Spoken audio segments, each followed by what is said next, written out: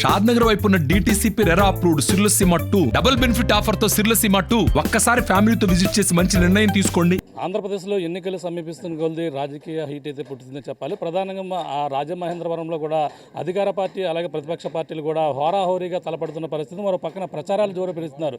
మంచి బలమైన అభ్యర్థులే బరిలో ఉండడంతో పక్కన టీడీపీ నుంచి ఆదిరెడ్డి వాసు ఉంటే మరో పక్కన మా ఎంపీ మార్గాన్ భారత్ కూడా వైసీపీ నుంచి బరిలో ఉన్న పరిస్థితి ఉంది. ప్రస్తుతం ఆరోపణలు ప్రతి ఆరోపణలు సవాలు ప్రతి సవాలు జరుగుతున్న నేపథ్యంలో ఇప్పుడంతా కూడా రాజమహేంద్రవరంలో పాంప్లెట్లు అయితే కలకలం రేపాయి. అలాగే మార్గాన్ భారత్ 25% అవినీతికి పాల్పడ్డారంటూ పాంప్లెట్లు అయితే ఇదంతా ప్రచారం జరగడంతో దీనిపై భరత్ కూడా ధీటుగా సమాధానం ఇచ్చిన పరిస్థితి ఉంది. ప్రస్తుతం భరత్ గారు ఉన్నారు, మాట్లాడే ప్రయత్నం చేద్దాం. సార్ చెప్పండి, ఏంటి పాంప్లెట్లు రాజమండ్రిలో కలకలం రేపాయి, దీన్ని ఏ విధంగా చూడాలని?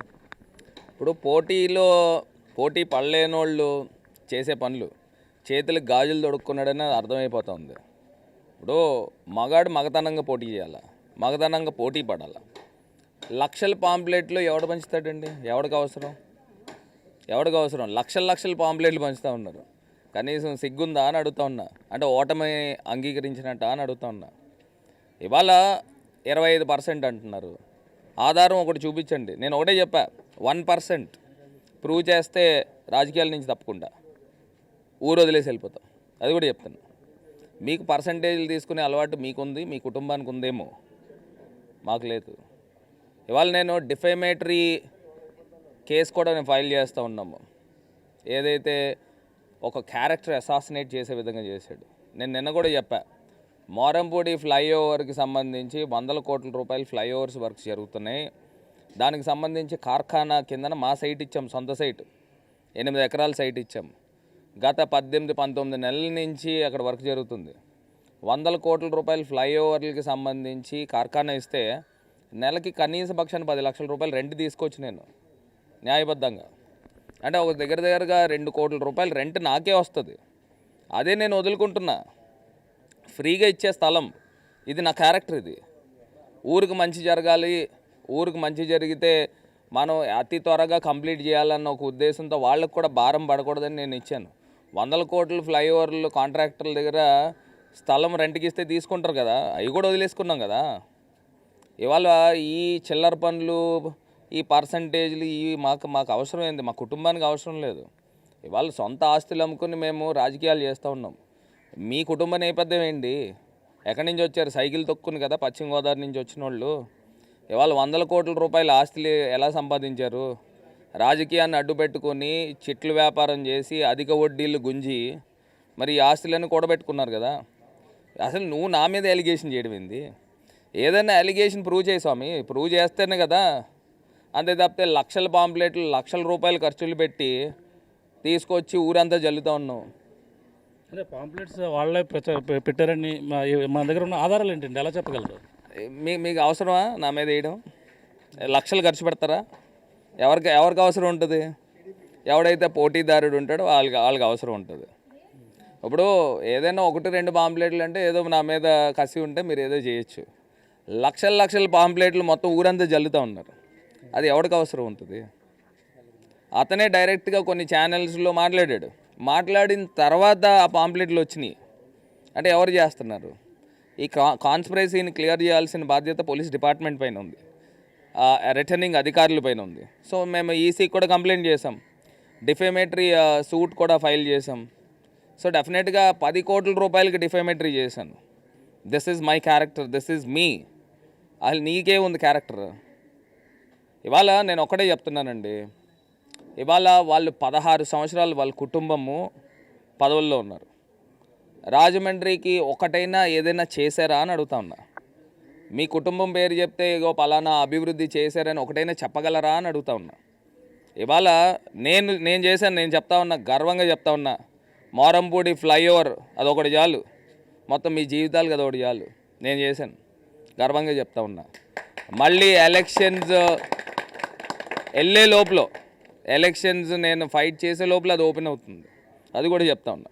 అంటే కంబాల చెరువు కావచ్చు, ఇవన్నీ కూడా అభివృద్ధి పేరుతో చేస్తున్నటువంటి పెద్దగా అభివృద్ధి ఏమీ లేదు.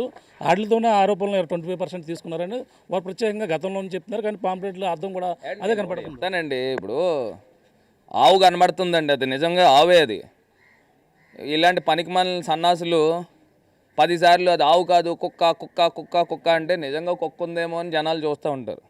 అది ఆవే. వీళ్ళు అలాంటి క్యారెక్టర్లు వీళ్ళు. నేను చెప్తున్నాను, కంబాల్ చెరువు మరి ప్రజలు ఏమన్నా పిచ్చోళ్ళా, ప్రజలు ఏమన్నా అమాయకులా? కంబాల్ చెరువు దగ్గర లైన్లో నుంచుని వెళ్ళడానికి అక్కడ అభివృద్ధి లేకపోతే ఎందుకు వెళ్తారు? టికెట్ కొనుక్కుని ఎందుకు వెళ్తారు? మొన్న పండగ టైంలో ఆ 2 నెలలు కలిపి 70 లక్షల కలెక్షన్ వచ్చిందంట కంబాల్ చెరువు. అదేమన్నా నా జేబులోకి వెళ్తుందా? అదంతా ఓపెన్ డాక్యుమెంటే కదా, మున్సిపల్ కార్పొరేషన్కి వెళ్తుంది. ఆ డబ్బులు కూడా ఎందుకు వసూలు చేస్తున్నారు? మెయింటెనెన్స్.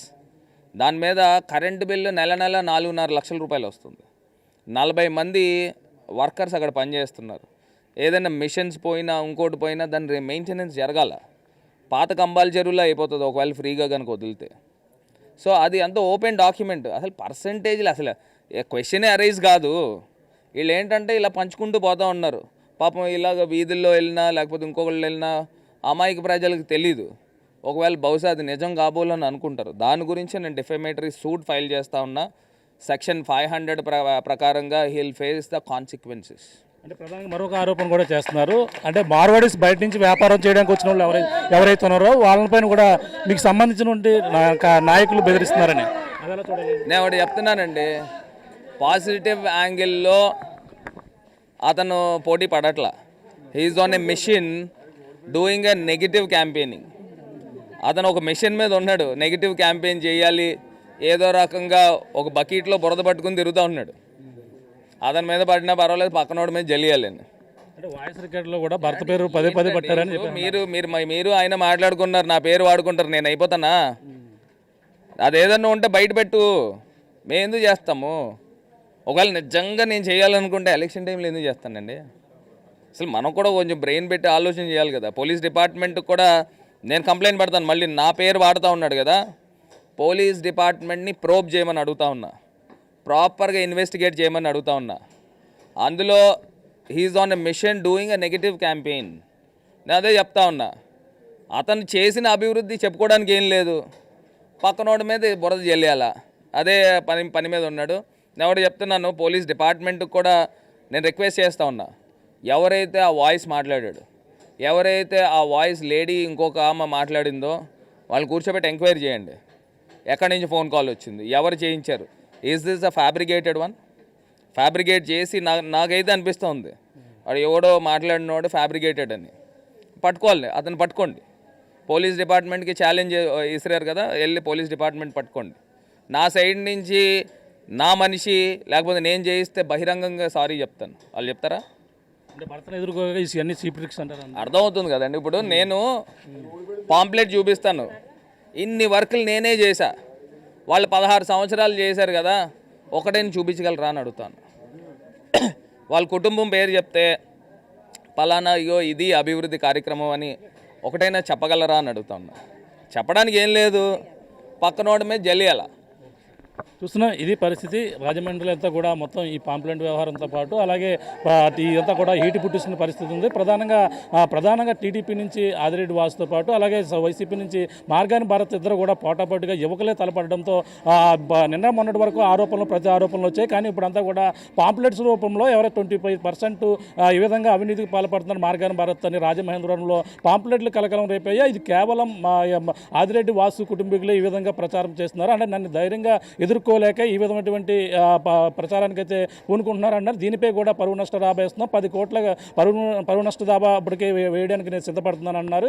ఏదైనా వాళ్ళంతా కూడా రాజమహేంద్రవరంలో గత కొన్నాళ్ళ నుంచి ఎటువంటి అభివృద్ధి చేయలేదు, అభివృద్ధి చేసింది నేను చూసి వారవలకే ఇటువంటి ప్రయత్నాలు చేస్తున్నారు. ఏదైతే మళ్ళీ మార్వాడీలను బెదిరిస్తున్నాను, మరొక కొత్త ఆరోపణలు చేస్తున్నటువంటి పరిస్థితి. ఈ విధంగా ధైర్యంగా ఎదుర్కొనే శక్తి లేక ఈ విధంగా పలు రకాలుగా ఈ ఆరోపణలు చేస్తూ మమ్మల్ని ఈ విధంగా చేస్తున్నారంటూ అలాగే మార్గాని భారత్ అయితే కౌంటర్ ఇస్తున్నారు. దీనిపై పాంప్లెట్ల వ్యవహారంపై కూడా లక్షల్లో పాంప్లెట్లు ఖర్చుపెట్టే వ్యవహారం ప్రతిపక్ష పార్టీలు ఇప్పుడు ఎవరైతే ఉన్నారో వాళ్ళకే ఉంటుంది కాబట్టి వాళ్ళపైన నేను పరువు నష్ట దాబా వేస్తున్నాం.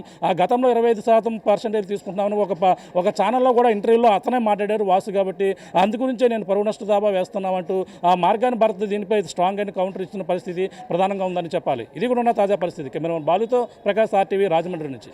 మరిన్ని వీడియోస్ కోసం ఛానల్ ని సబ్స్క్రైబ్ చేయండి, లేటెస్ట్ అప్డేట్స్ కోసం వాట్సాప్ ఛానల్ ని ఫాలో చేయండి అండ్ లింక్ డిస్క్రిప్షన్ లో ఉంది.